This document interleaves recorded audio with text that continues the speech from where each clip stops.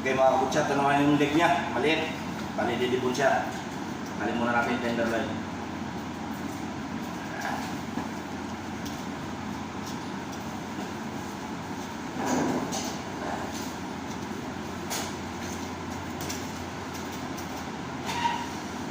Tenderloin lang yun una.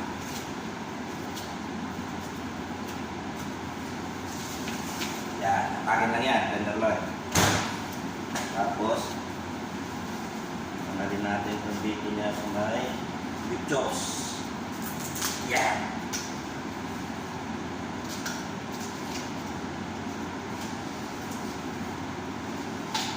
Ito mga kabutsa. Tapos, steam na konti.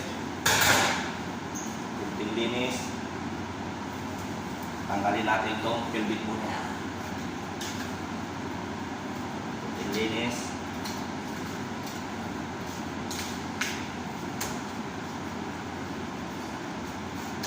Yan.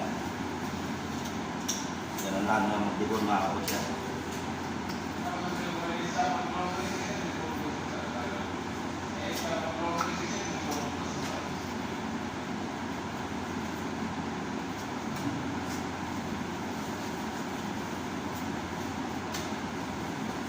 Kiss.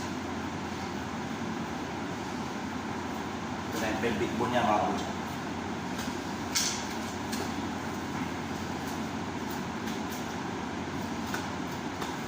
Pwede na natin yung bataan niya. Kusa na lang yan, kakalas. Diba pala? Yan. Kumalas na. Yan mga kabutsa. Tatanggalin natin itong beef shank boning.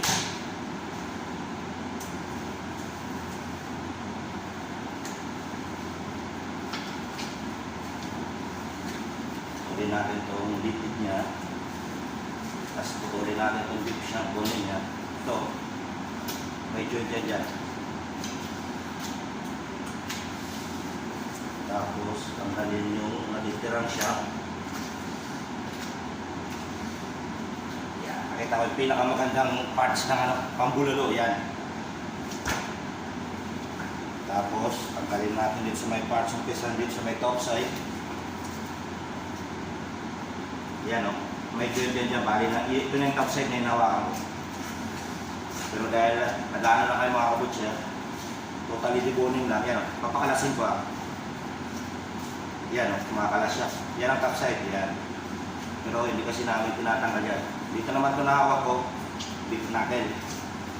Yan.